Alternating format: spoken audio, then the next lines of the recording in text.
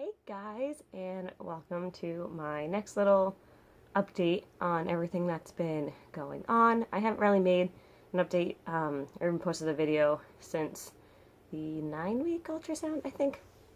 Um, I just realized I forgot some stuff downstairs. So yeah, I don't think I've really posted a video in that long. There really wasn't much to update on. Wait, I'm buttoning my pants.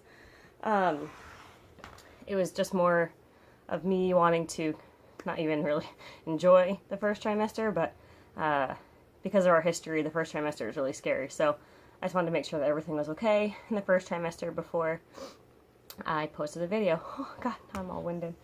So what's been going on? Yesterday, I hit my 13-week mark. So a lot of people tell me that it's at 12 weeks that you're out of the first trimester, and then a couple of the apps I'm on said, no, it's already your 13 week because you're 13 weeks completed, so that's the end of your first trimester. Someone told me 14 weeks is the end of your first trimester, so my mom did the math. She was like, no, if you take 40 and you divide it by 3, it's 13.3. So technically 13.3 days and I'll be out of my first trimester, but I'm just taking 13 weeks as me being out of it, and finally on to my second trimester with a healthy little baby. So that's another update. I had a 12-week ultrasound, not really for the purpose of an ultrasound, but it was it's called the NT scan. It's where they do an ultrasound and they measure the skin on the back of the baby's neck. With that, it's a warning sign for Down syndrome, as well as trisomy 13 and 18, I think. I don't really remember. Either way, the results really don't matter to Nick and I. I do think it's a good idea to be prepared if anything were going on with the baby. But either way, we're just so happy to be pregnant and happy to be having a little baby of our own. So Nick unfortunately wasn't able to go to that ultrasound, but he missed a good one because we got so many pictures of the baby. The technician, she was like, your baby's so photogenic, it's just sitting there so perfectly, and we could see it bouncing around a little bit. It's so crazy watching this little baby move so much, and you can't feel it. You can just see it like bouncing and bouncing and bouncing. It was waving its hands and moving its little feet. We were able to see its stomach, its brain. She said we could almost see all 4 chambers of the heart, which at this stage in development was really good. Its bladder. I think that's about it. We saw where the umbilical cord and the placenta attach. I did ask about the placenta because I have heard if you have a anterior placenta, then you probably won't be able to feel the baby as much. So that was something I wanted to ask about. And she said it looks like it's in a really good position and more than likely will be posterior, so I should be able to feel the baby move and kick. Not necessarily earlier, but I should have no problem feeling the baby move. So that was really relieving. And then when she did, finally, the baby did not want to cooperate for the actual measurement part. Everything else for the first part of the ultrasound was an hour long, which is awesome. So for the first part, I couldn't really get a good measurement, so I had to roll on my right side, roll on my left side. My bladder had to be extremely full. She said for the 20-week ultrasound, it doesn't need to be that full because the baby will obviously be a lot bigger. But this way, when the bladder's full, it kind of moves down and allows the uterus to come up. So it was very full. It got kind of painful, but the good thing is that she kind of tipped me upside down a little bit to try to get the baby to come off from like laying on the uterus so much that she could get a clear vision of that line in the back of the neck. But it just wouldn't do it. It wouldn't bounce. After the first 45 minutes, it just kind of it was like, check out my profile and I'll wave to you, but I don't really want to move right now. So luckily at the end, she was able to get 1 picture. She was like, I need 3, but we'll just go with the 1 and order some more blood work from you to check everything out. So that was good. And oh my gosh, did they give me pictures. Like pictures after pictures after pictures after pictures of our little baby. So I will post some of these a little bit closer. I don't want to have all my personal stuff up on these pictures, but we do have a ton of pictures, so I will post some pictures here.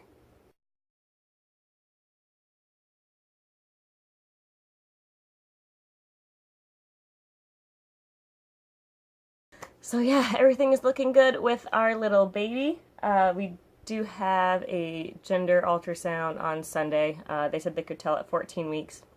And with Nick's schedule and everything, I think it's important for us to try to find out as early as possible so that we can try to think of names and everything together versus just me thinking of them, essentially naming our child alone. So we wanted to go ahead and find that out as quickly as possible. And then another thing that's big, I'm going to give you some updates on my first trimester, like, symptoms, I guess. I got really, really lucky. I really didn't have that much morning sickness. Occasionally I'd get queasy at like a smell or really that was it. We went to Red Lobster for dinner one night. Everyone knows I don't like seafood, but Nick was really, really wanting it and he hasn't had it in years. So he went there for dinner one night and I walked in. I was like, this isn't good. Like this isn't gonna, and they sat us right next to the lobster tank. And the people next to us got this, like, big seafood trio. It has to be expected, you're at Red Lobster. And Nick ordered this massive, like, seafood meal. But after a while, I got used to it, and it was fine. More so than anything, I got some pretty intense headaches there for a little while. I did have 102 fever around the 7-week mark. I went to the ER, and it was just a virus, so I did control that with Tylenol. But then I got really scared because I was learning that around this time, like, the spinal cord and everything is forming, so having a fever can be really dangerous to the baby and cause neural tube defects, so that was a little alarming. We didn't have an ultrasound for another 2 weeks following that. Oh, excuse me. So that was a little nerve-wracking for sure, but everything is looking healthy and good so far with the baby, so we're really happy and thankful for that. That's really all the symptoms I had. I had a little bit of lower back pain. That was really about it. My skin has started breaking out, and I'm not one to really get zits all that often. I get maybe one every, like, 3 months. But, oh my gosh, my whole forehead is broken out. I have a zit coming right now on my chin. I'm pretty sure there's one right there as well. You can probably see this guy. Probably been staring at him the whole video. But, yeah, my skin is definitely breaking out a little bit more, but I will take that over being nauseous any day. I have been having some food aversions. I can't eat chicken. Like, for some reason, it just doesn't, I don't know, it just grosses me out. The texture of it, the taste of it, like, I can cook it, totally fine, but I can't eat it. Like, it doesn't make me nauseous or anything, it's just I don't want it. So, that's really weird. I also developed a sweet tooth.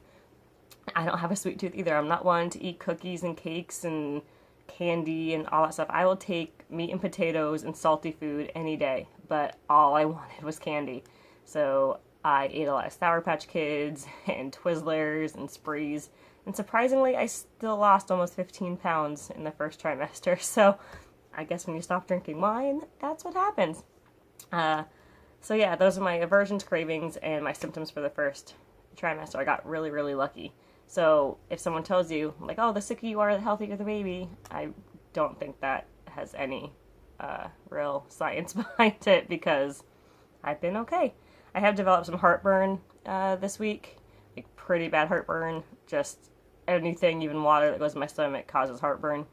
So we'll see if that lasts. I hope not. So next, my husband actually got me a gift for Mother's Day.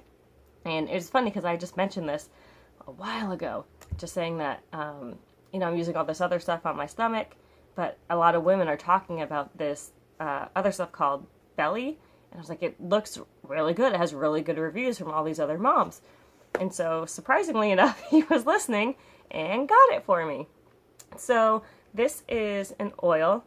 It's called Belly Elasticity Belly Oil. And it smells so good. It smells like lavender, and it's a really thin oil. It doesn't leave like residue. It goes absorbs right into your skin really nicely. So I rub that all over my stomach and then a little bit on my lower back as well. So I absolutely love it, love it, love it.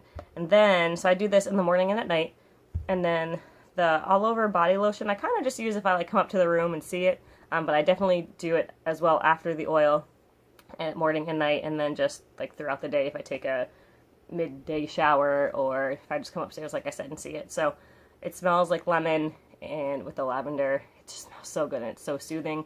They don't test on animals. It's dermatologist recommended. It doesn't make my skin break out, which is great because I have sensitive skin. So this stuff is awesome. Awesome, awesome, awesome. I highly recommend it. It's a little bit expensive, but so far I really like it. We'll see if I still like it at the end of my pregnancy to see if I have any stretch marks. Nick also got me these belly belts. I don't know if you've heard or seen them, but they are little elastic belts that you put your original like jean button through, and then you attach it on the other end so that you can still wear your normal pants. I don't know how long this will work for, depending on if I carry high or low or whatever, but it comes with all different types and sizes. It has ones that have little hooks on them, ones that have hooks and buttons, so different sizes as you get bigger. So these are really awesome. I did go and buy a pair of maternity, or 2 pairs of maternity pants, because I was just so bloated in the first trimester. I got those like 2 or 3 weeks ago, and I haven't really needed to wear them yet. They're just super, super comfortable. But then today I put on one of the pairs of pants or shorts that have been fitting me, and I can barely button them. That's how you saw when I sat down. I needed to unbutton them because it was just digging into my stomach. So I think today when I'm going out, I'm going to put on this the smallest one, and give it a shot just for a little bit more comfort so I can stand up and sit down without having to constantly do and undo my pants. They also come with these little, they look like little dickies, like the things that you'd put your shirt and like tuck in and stuff. But they come with these little, I guess, hoochie hiders? I don't know what to call them, but you stick the elastic part through the top and then you button it on the other side so that if your zipper has to be down, you can still wear them. I don't think that's going to be that comfortable, and hopefully I don't really need to use them. This idea like freaks me out a little bit, but these are really cool, so I'm excited to use these as my belly gets bigger and grows. So other than that, I really think that's it for this update. I feel really good today. I'm going to a little baby expo with one of my girlfriends to get some information, see what kind of samples I can get, and just learn and look around. I know they have some demonstrations and things going on today as well, so I'm really excited to be around little babies, hopefully get some name ideas. Like I said, we do have that gender ultrasound on Sunday, and then after that I go back to my doctor on June 8th for my 16-week checkup. I'm still seeing the same doctor that I saw for the infertility things. She's fantastic, and as long as I stay uncomplicated, I can continue to see her, so I'm very excited about that. Oh! I didn't tell you guys, I failed my gestational diabetes test. That was terrifying. My first 1 hour, they did it when I was 9 weeks because my father has diabetes, so they wanted to do it early, especially since I was eating so much sugar. So my 1 hour, the normal range, I forget the low end, but the high end was 139, and mine came back at 147. So unfortunately, I had to go back the next day and do the 3-hour test. So you go in, I went in at 8 a.m., and they take some blood, they test it to make sure that your blood sugar levels are low enough that you can drink this. The bottle's only this big, but it's so much sugar. Oh, it's just like sugar water, and it doesn't taste all that bad. Mine was lemon lime. It just tastes like so it's like one of those like lime popsicles, but it's like you just ate like 3 of them all at the same time, so it's just a lot of sugar. So mine was okay, so a half hour later at 8:30, they were able to start the rest of the poking. So at 8:30, you have 5 or 10 minutes to drink the drink, so I just chugged it straight down and want to get it over with as quickly as possible. So then every hour, on the hour, they would take another vial of blood to test and see what your body's doing and how it's digesting that sugar. So at 9:30, 10:30, and 11:30, I had to get blood drawn. The other kicker is you can't leave the building during those 3 hours. I was allowed to drink as much water as I wanted, but I couldn't leave. So in the meantime, I downloaded a book. They had HGTV on, so I watched a lot of people remodel their house and buy tiny homes. But the good news is my 3 hour came back and I did pass it. So as of right now, I do not have gestational diabetes. I will have to do the 3 hour again.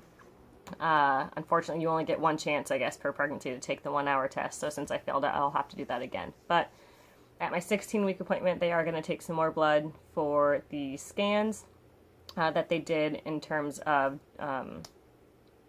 genetic counseling or genetic testing and things like that. I do have crooked pinkies, and I had a foot surgery when I was a little girl, so I just wanted to see if, like, what the odds are of my baby having that. Nick had some hip issues when he was a baby, so we talked about that a little bit. So yeah, just to be educated and be prepared if anything is going on. So that'll happen at 16 weeks. At my 20-week appointment, it will be the anatomy scan where we'll get it officially confirmed what we're having. Hopefully this one on Sunday is pretty accurate and correct. So that'll be exciting for that. At 24 weeks, I go back. And I'm a little confused. Either 24 weeks or 28 weeks. One of them, I have to get the shot of Rogam because I am O negative and Nick is a positive blood type. So when I had the miscarriage in 2011, they gave me the shot of Rogam. And I just remember it hurt so bad. And I had the biggest bruise from it. So I do have to get that either 24 or 28 weeks. And then it's the opposite appointment that I do the gestational test again. So I'm not too sure which one is which, but either way. I'm getting poked basically at every appointment. And then at 32 weeks, I think is when I do my labor and delivery tour. I don't think they have to take any blood as of now for that. And then I'm not sure what comes after that. But that's the update up until the 28-week mark. So with that, I think that's everything. If I think of anything else, I'll just add a little clip at the end.